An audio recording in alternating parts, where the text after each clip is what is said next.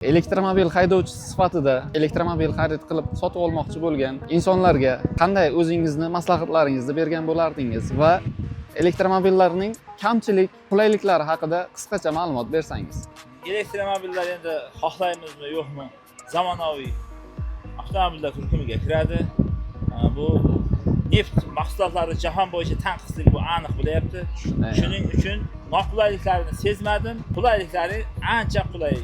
Ruschasiga razgom deymizmi, razgom olishlari, Tezlik olishi odamni shu didiga o'tiradi. Yaxshi jihatlar. Qanday takliflar bergan bo'lardingiz? Taklifim elektromobil olgan yaxshi.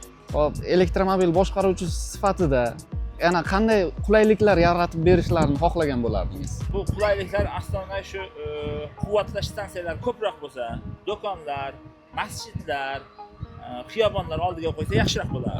Rahmat fikringiz uchun. Salomat bo'ling. Sizga elektromobilingiz ichidagi magnit maydon ko'rsatkichlari qiziqmi? Ekrandagi nomerlarga aloqaga chiqing. Biz sizning ham elektromobilingizni tekshirib beramiz. Ko'proq odamlar kuzatishi uchun Instagram va YouTube sahifalarimizga obuna bo'ling va like bosing. Keyingi videolarimiz qaysi elektromobillarda bo'lishini kommentariyalarda yozib qoldiring.